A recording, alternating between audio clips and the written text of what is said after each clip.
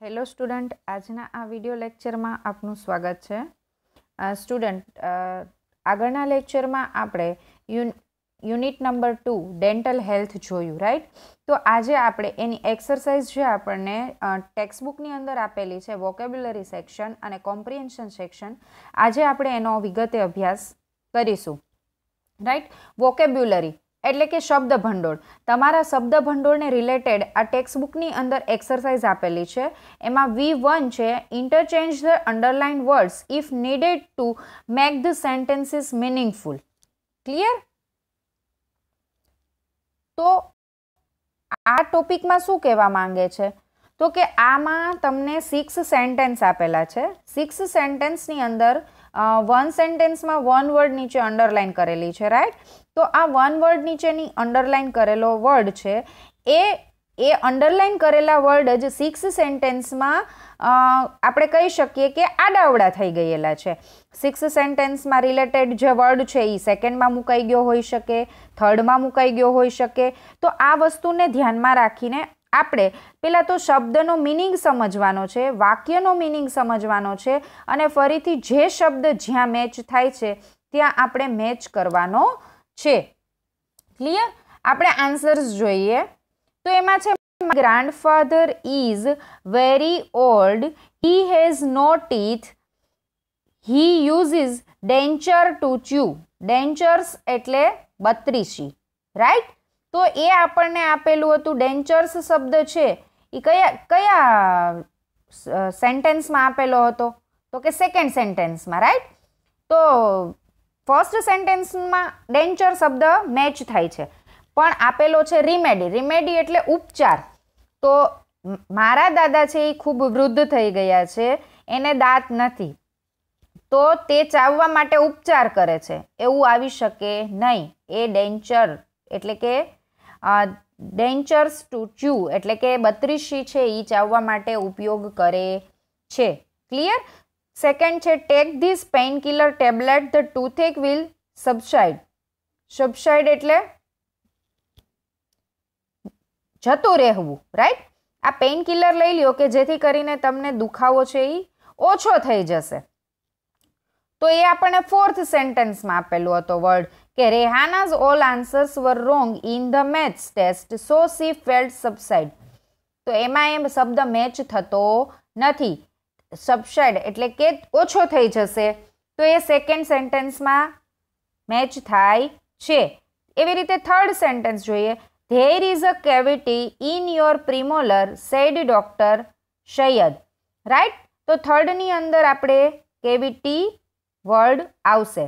Than fourth છે, Rehana's all answers were wrong in the maths test so she felt એમ્બેરેસ્ડ.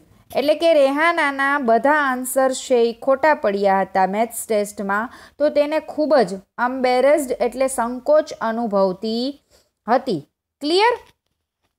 Than fifth છે, I think there is a remedy for your poor English grammar.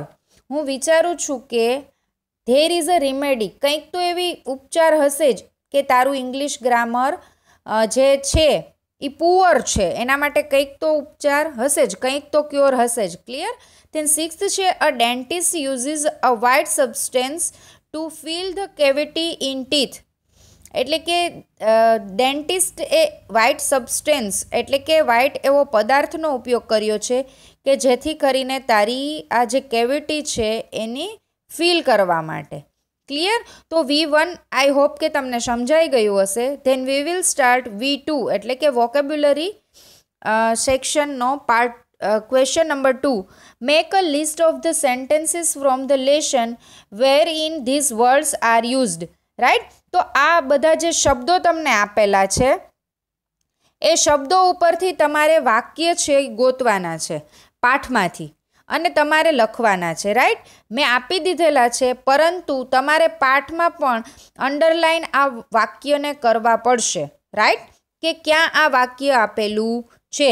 Prescribe, hygiene, germs, practicals, enamel, permanent, toothache. Right? તો આ બધા વર્ડને related sentence મેં ભલે આપી દીધા છે આની અંદર, પરંતુ તમારે તમારી ટેક્સ્ટ બુકમાં યુનિટ રીડ કરી અને આ 6 સેન્ટેન્સ નીચે અંડરલાઇન કરવાની છે, right. Then we will start V3 vocabulary section. Question number 3, classify the words, right. તો જે બ્રેકેટમાં આપેલા વર્ડ્સ છે એને તમારે ક્લાસિફાય કરવાના છે. નીચે ટેબલ આપેલું છે, એ ટેબલની અંદર તમારે લખવાના છે. Deciduous, white substance, restoration, milk, permanent, denture, cavity, incisor, canine, black spot, molar, premolar, right. તો નીચે ટેબલ આપેલું છે, એ ટેબલમાં આપેલું છે types of teeth, symptoms of teeth problem અને cure of teeth problems, right. તો પહેલામાં તમારે ટીથના ટાઈપ્સ લખવાના છે, એટલે કે દાંતના પ્રકાર લખવાના છે. પછી છે સિમ્પટોમ્સ ઓફ ટીથ પ્રોબ્લેમ, દાંતના પ્રોબ્લેમના લક્ષણ છે કયા એ આપેલા છે એ લખવાના છે. અને ક્યોર ઓફ ટીથ પ્રોબ્લેમ્સ એટલે કે દાંતના પ્રોબ્લેમ્સ છે એનો ઉપચાર કરવા માટે તમે શું કરો એ આ લખવાનું છે, રાઈટ. આન્સર્સ તમને રેડી આપેલા છે, આપેલું બધું જ તમારે તમારી ફેરબુકમાં લખવાનું છે, right. Then next we will start activity vocabulary section. Question number 4, replace the underlined words phrases with the words from the text, right. તો જે તમને ફ્રેઝીસ આપેલા છે એના માટેનો પર્ટિક્યુલર કોઈ વર્ડ હોય તો એ વર્ડ તમારે ફાઇન્ડ આઉટ કરવાનો છે ટેક્સ્ટબુકમાંથી અને તમારે લખવાનો છે. બટ આન્સર્સ તમને મેં રેડી આપેલા છે કે જેથી કરીને તમે સ્પેલિંગ મિસ્ટેક વગર તમારી ફેરબુકમાં વ્યવસ્થિત રીતે લખી શકો. ક્વેશ્ચન નંબર 1 છે, એમાં your teeth are yellowish because of white cover of teeth is worn out. White cover of teeth નીચે તમને અંડરલાઇન આપેલી છે, રાઈટ. તો વ્હાઇટ કલર ઓફ ટીથ એના માટેનો પર્ટિક્યુલર કોઈ વર્ડ છે તો એ છે ઇનેમલ, રાઈટ. તો એ તમને તમારે ક્લિયર કરવાનું છે અને લખવાનું છે આન્સર્સમાં. Then second છે, if you do not brush your teeth before going to bed, tiny bits may harm your teeth. Tiny bits એટલે કે નાના બટકા, રાઈટ. તો એના માટે આપણે ટેક્સ્ટબુકની અંદર પર્ટિક્યુલર વર્ડ આવેલો હતો કે ફૂડ પાર્ટિકલ્સ, રાઈટ.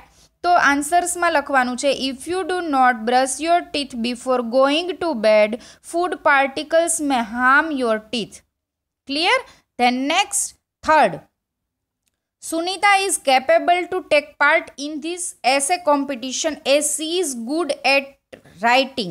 Capable માટે આપણને શબ્દ આપેલો છે competent, right. તો Sunita is competent to take part in this essay competition as she is good at writing. Clear. Then fourth છે, as the doctor was free on that day, he could give some time for Sonia. give માટે છે spare, right. તો એ વર્ડને તમારે clear કરી અને તમારે ફરીથી તમારી બુકમાં લખવાનું છે.